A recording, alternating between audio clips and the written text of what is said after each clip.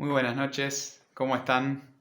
Tenemos una nueva oportunidad para acercarnos a este libro, esta carta de Pablo a los Colosenses en esta noche y seguir mirando lo que allí quedó indicado a la iglesia de Colosas y que nosotros tomamos obviamente para nosotros también. Así que hoy nos toca compartir respecto del capítulo 1, desde el versículo 24 en adelante y la primera partecita del capítulo 2. Así que vamos a leerlo juntos y luego vamos a hacer algunos comentarios nada más de esta carta que es tan interesante y que nos deja tanta enseñanza. Dice entonces Colosenses 1 del 24 en adelante: ahora me gozo en lo que padezco por vosotros, dice Pablo, y cumplo en mi carne lo que falta de las aflicciones de Cristo por su cuerpo, que es la iglesia, de la cual fui hecho ministro según la administración de Dios que me fue dada para con vosotros, para que anuncie cumplidamente la palabra de Dios, el misterio que había estado oculto desde el siglo y edades, desde los siglos y edades, pero que ahora ha sido manifestado a sus santos, a quienes Dios quiso dar a conocer las riquezas de la gloria de este misterio entre los gentiles, que es Cristo en vosotros, la esperanza de gloria, a quien anunciamos, amonestando a todo hombre y enseñando a todo hombre en toda sabiduría, a fin de presentar perfecto en Cristo Jesús a todo hombre, para lo cual también trabajo, luchando según la potencia de Él, la cual actúa poderosamente en mí. Porque quiero que sepáis cuán gran lucha sostengo por vosotros, y por los que están en la Odisea, y por todos los que nunca han visto mi rostro, para que sean consolados sus corazones unidos en amor, hasta alcanzar todas las riquezas de pleno entendimiento, a fin de conocer el misterio de Dios el Padre y de Cristo, en quien están escondidos todos los tesoros de la sabiduría y del conocimiento. Y esto lo digo para que nadie os engañe con palabras persuasivas, porque aunque estoy ausente en cuerpo, no obstante, en espíritu estoy con vosotros, gozándome y mirando vuestro buen orden y la firmeza de vuestra fe en Cristo. Por tanto, de la manera que habéis recibido al Señor Jesucristo, andad en Él, arraigados y sobreedificados en Él, y confirmados en la fe, así como habéis sido enseñados, abundando en acciones de gracias. Hasta acá nomás entonces la lectura. Esta es la parte que vamos a considerar hoy. Ya hace algunos encuentros, algunos miércoles que venimos considerando esta carta de Pablo a los Colosenses. Decíamos hace tiempo que esta carta es una carta muy hermana con la carta a los Efesios, que ya la vimos en su oportunidad. Hermana en el sentido de que comparten partes de la estructura de las cartas y del contenido, lo comparten. Pareciera ser que Efesios es un desarrollo más amplio de temas que están mencionados en Colosenses. Pero sin duda Pablo tiene un mensaje que transmitir a estos hermanos en Colosas, junto con los hermanos en la Odisea, que son de la misma zona, y que Pablo esperaba que las cartas circularan por esas iglesias, esas regiones. Veíamos que las cartas surgen, son escritas desde la cárcel, donde Pablo estaba, en Roma probablemente, y entonces muchas expresiones de las que Pablo habla, que menciona en estas cartas, en esta en particular, en lo que leímos, cobran un significado particular, distinto, al darnos cuenta de su origen o las condiciones, las circunstancias que le tocaba a Pablo atravesar. Porque el pasaje que empezamos a leer en el versículo 24 dice justamente: ahora me gozo en lo que padezco por vosotros. Y sin dudas tiene que ver esto con lo que le está tocando atravesar a Pablo con respecto a sus prisiones. La expresión padezco por vosotros tiene que ver también con que esas circunstancias no eran debido a un mal accionar de Pablo, a algo que estaba pagando como consecuencia de sus malas decisiones. En ese sentido, allí Pedro, ¿se acuerdan en la carta? Él dice, si tienen que padecer por cosas que hacen mal, bueno, es la propia consecuencia de lo que están mal decidiendo y las malas acciones que hacen. No tiene ninguna virtud, no tiene ninguna gloria eso. Sin embargo, si les toca padecer por hacer el bien, dice Pedro, entonces esa es digamos, la tranquilidad que puede tener un cristiano, de que si le toca justamente unas circunstancias de ese tipo, Dios está de nuestro lado aprobando nuestra situación y podemos estar tranquilos, en paz, atravesando esa situación que sin duda no es la deseada, la que se aspira, pero se puede estar en medio de esa situación con total tranquilidad. Ahí es donde se entiende el concepto de gozo, que no es la felicidad pasajera, transitoria, una situación de alegría momentánea, sino que tiene que ver con un estado del corazón, un estado de la mente relacionado con estar en paz con Dios, a pesar de las circunstancias que nos toca vivir, pero sabiendo que Dios está en control. Bueno, algo de esto es lo que le está pasando a Pablo. Por eso él puede decir, me gozo en lo que padezco, porque es fruto de mi compromiso con Dios, es fruto de estar haciendo las cosas que Dios espera que yo haga, estar en su voluntad, y si toca atravesar circunstancias adversas por hacer su voluntad, vale bien la pena hacerlo, y me gozo en eso. Y más aún pensando que es a favor de aquellos hermanos que están recibiendo el beneficio, la bendición a partir de mi padecimiento. Pablo está poniendo de alguna manera como prioridad la obra de Dios, su voluntad, y como prioridad la bendición de los hermanos, su crecimiento, su fortalecimiento, lo que ellos puedan recibir. Y al final de todo están sus circunstancias y lo que a él le toque vivir. Pareciera que tiene mucho que ver con esto de que el Señor Jesús enseñó de los grandes mandamientos, ¿no? Amar al Señor sobre todas las cosas, amar al prójimo como a nosotros mismos. Entonces, en ese sentido de amar a Dios y amar al prójimo, Pablo se puede gozar, incluso estando en una situación adversa. Y dice la segunda frase, una expresión cargada también de significado. Cumplo en mi carne lo que falta de las aflicciones de Cristo por su cuerpo, que es la iglesia. Pareciera que Pablo acá está uniéndose, haciéndose uno en la causa de Cristo con todo lo que tiene que ver con a favor de la iglesia.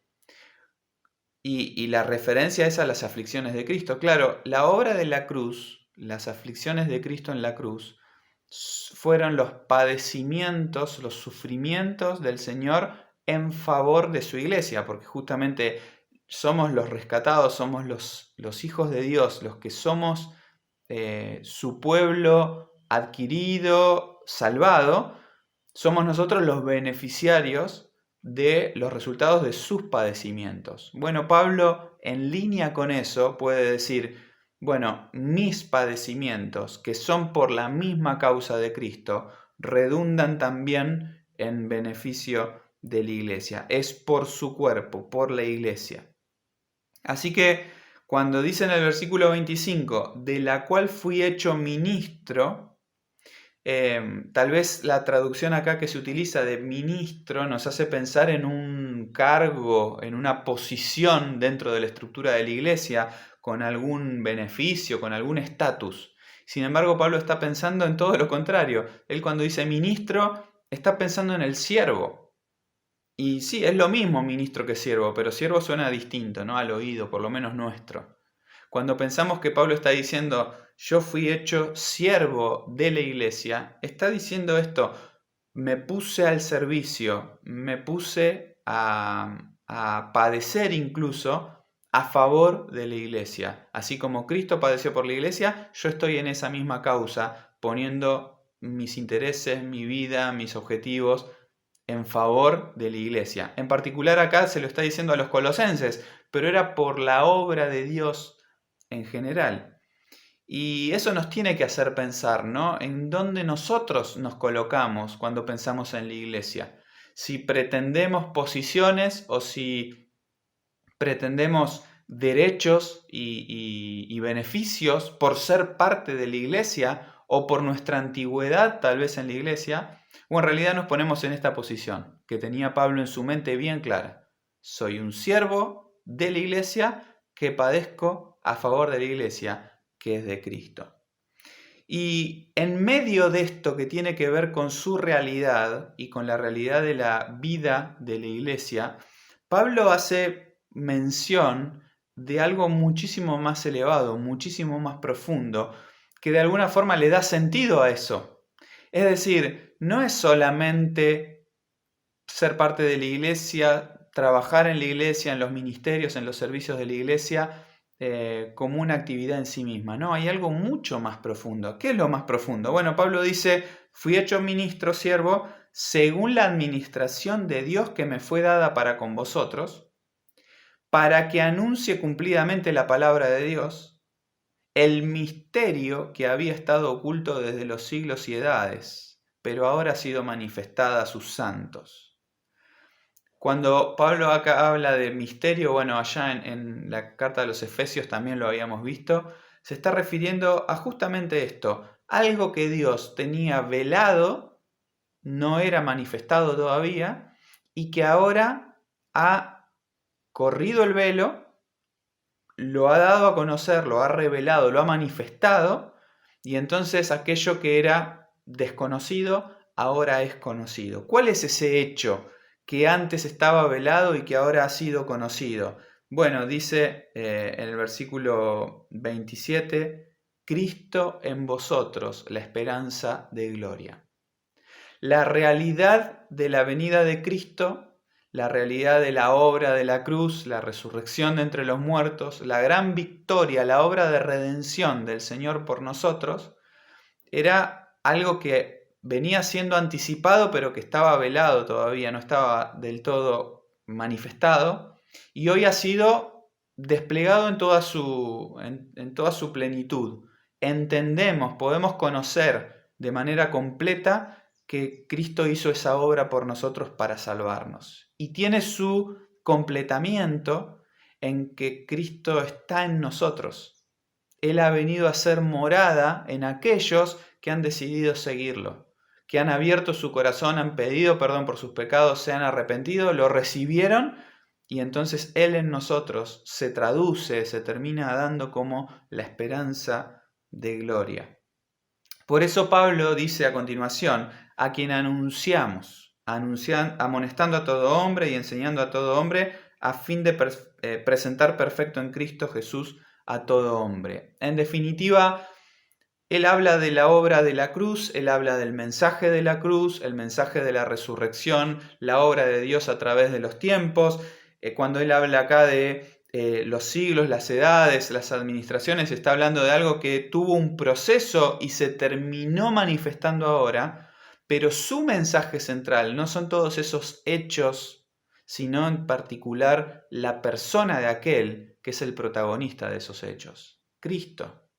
El mensaje de Pablo es la persona de Cristo, anticipado en la antigüedad, manifestado con su encarnación y quien llevó a cabo la obra de la cruz.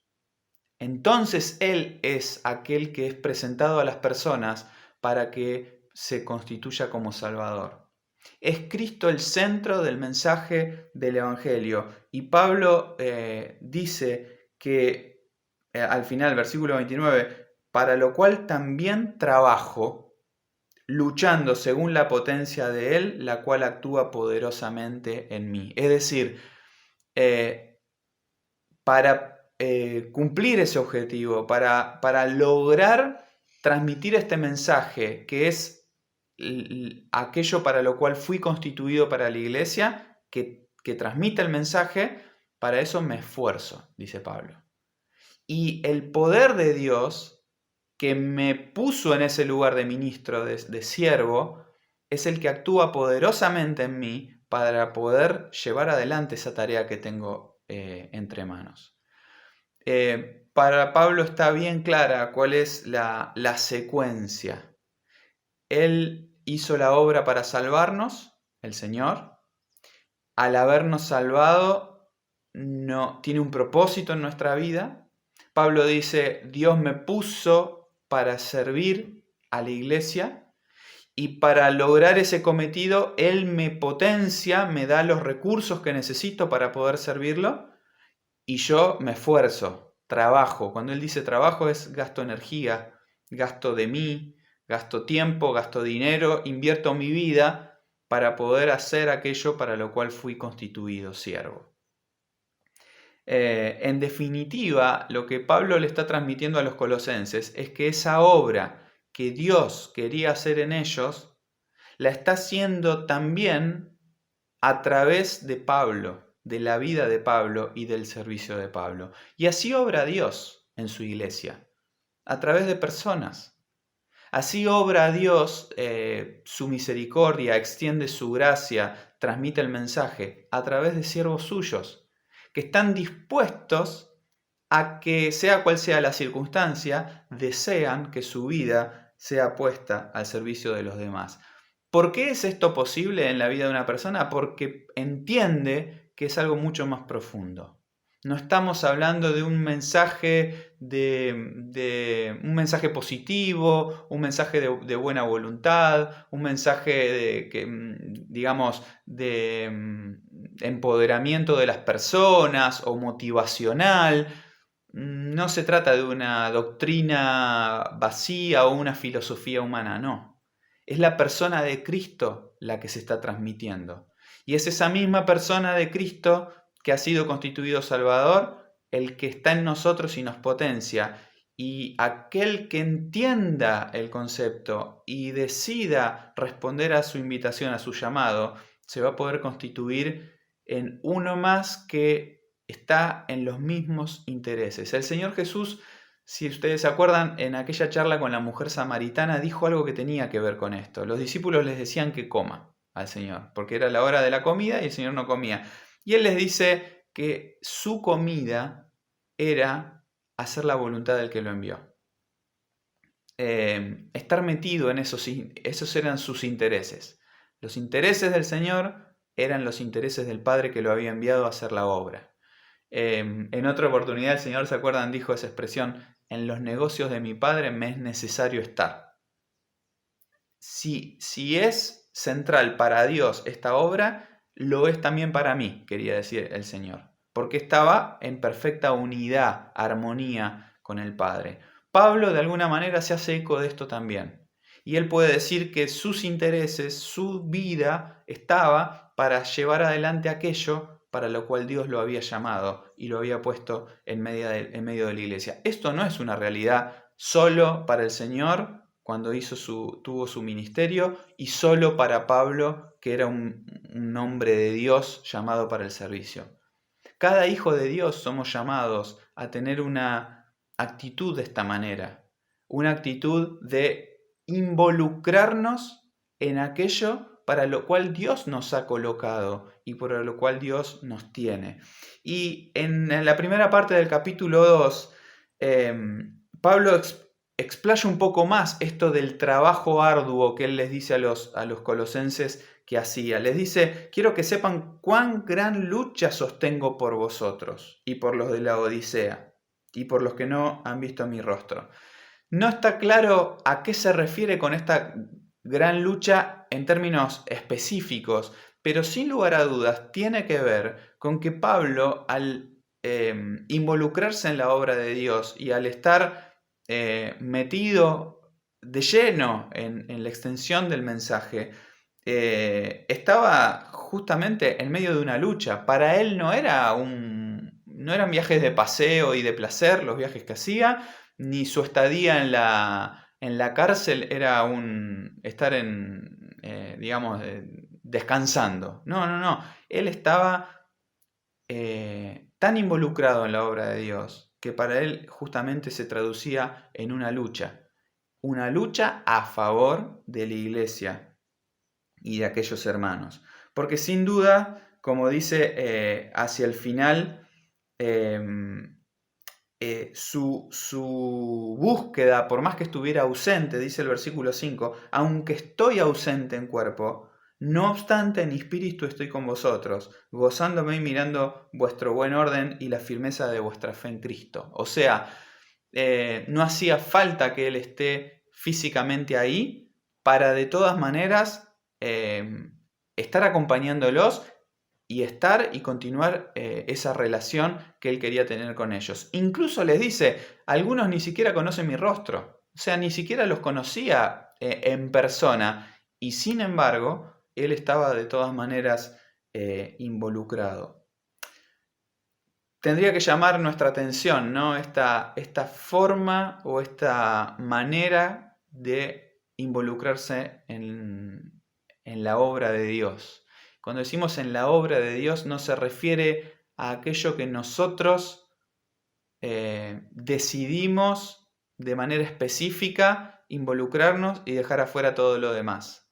Claro, yo estoy involucrado en esta tarea, en esta labor, esto específico es lo mío, listo, me abstraigo de todo lo demás y esto es lo mío y voy a ser responsable por esto. No, está muy bien tomar eso particular en lo cual nosotros nos involucramos, pero la obra de Dios es mucho más amplia.